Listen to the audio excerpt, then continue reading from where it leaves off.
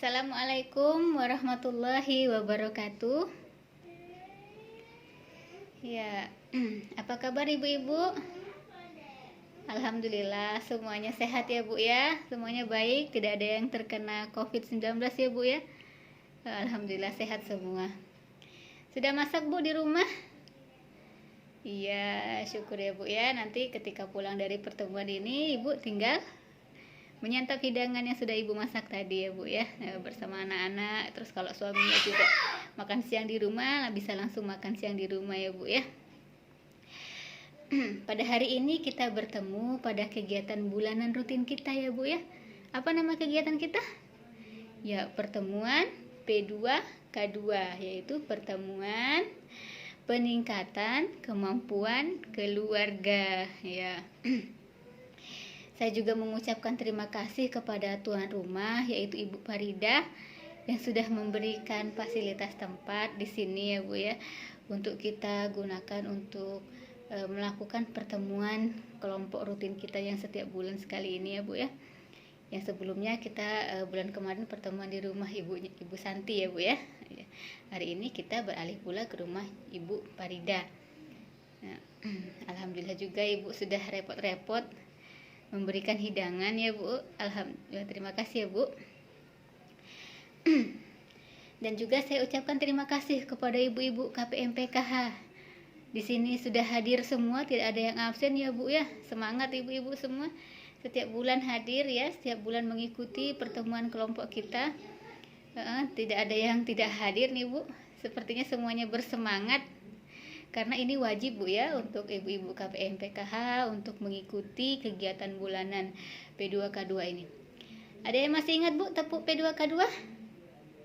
Ya, coba kita tepuk P2K2 dulu Bu. Tepuk P2K2.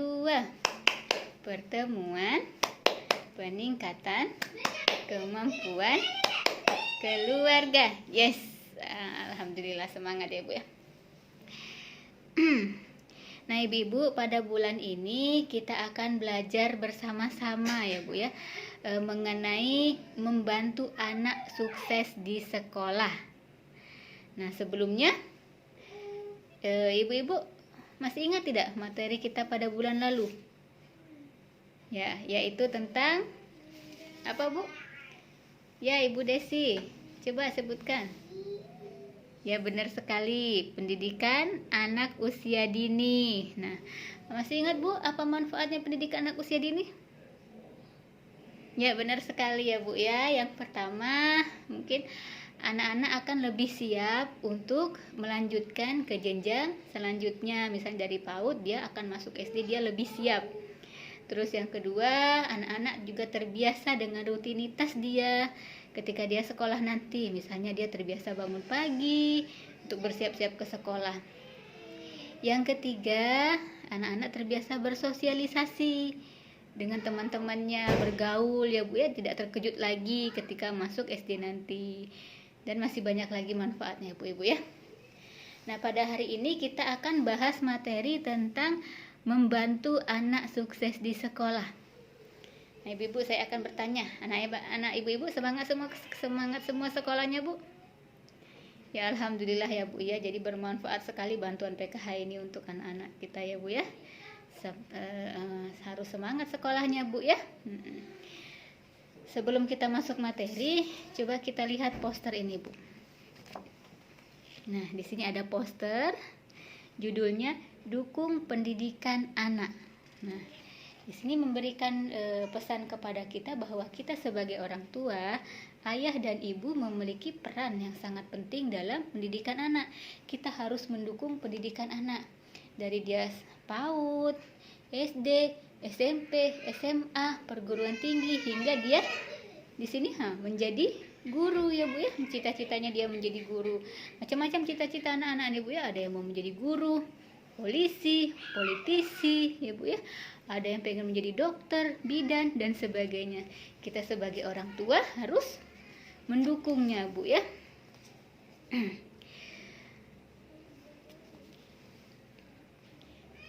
Sehingga dengan kita dukung ya Bu ya, dengan kita dukung, kita juga kerja keras dalam hal membiayainya misalnya Bu ya, dalam hal dia belajarnya kita bantu, kita dukung di rumah. Mudah-mudahan kedepannya anak kita akan menjadi orang yang sukses ya Bu ya, orang yang bisa meraih cita-citanya tadi ya Bu. Coba ibu-ibu lihat buku pintar yang sudah saya bagikan tadi, ada di situ halaman 56 ya Bu. Coba buka dulu Bu, kita akan bahas sama-sama. Ini tentang apa ya Bu ya? Tentang Ibu Lili dan anaknya si Agus.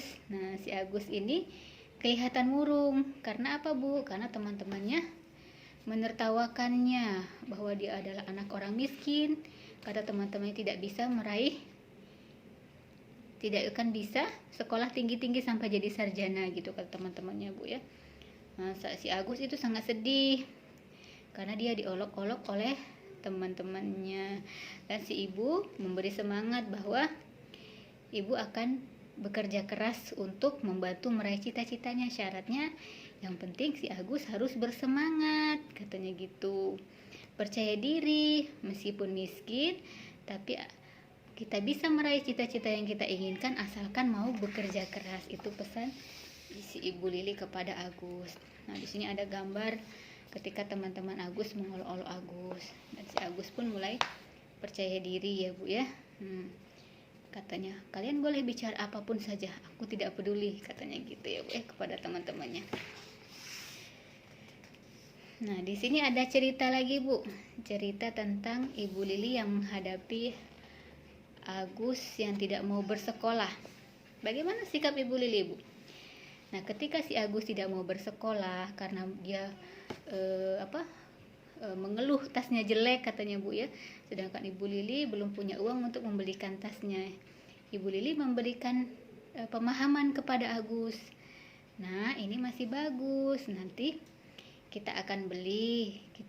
Agus bisa menabung, kata Ibu Lili.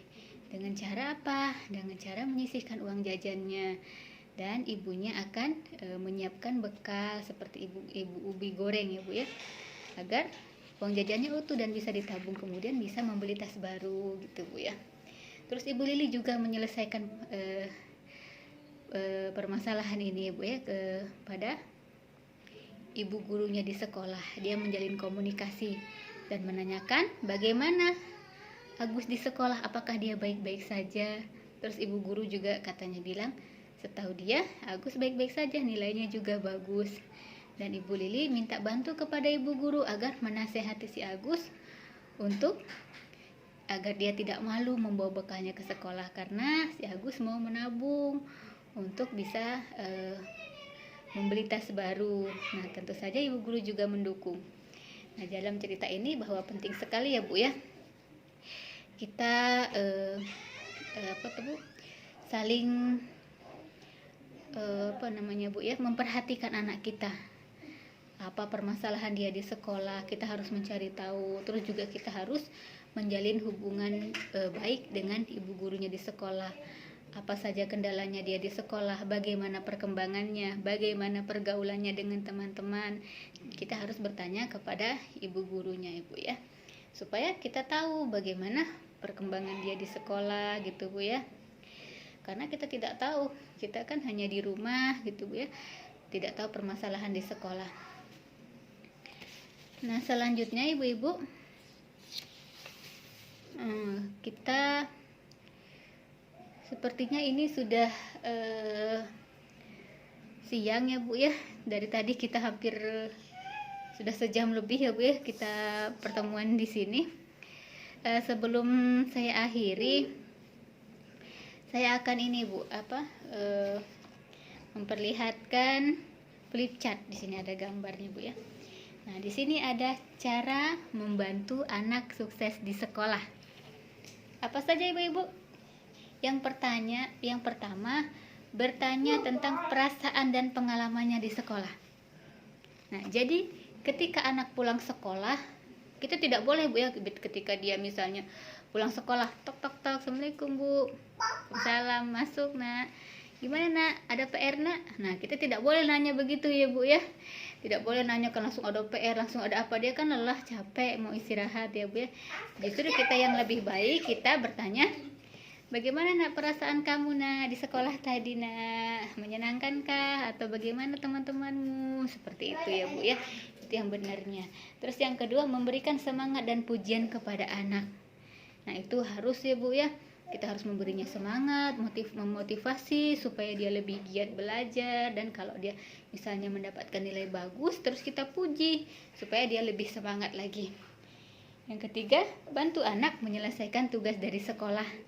Misalnya kalau ada prakarya ataupun PR, dengan catatan tidak membantu mengerjakannya ya Bu ya, tapi kita sebagai orang tua mendampingi, misalnya terus mengajarinya kalau memang dia kurang paham.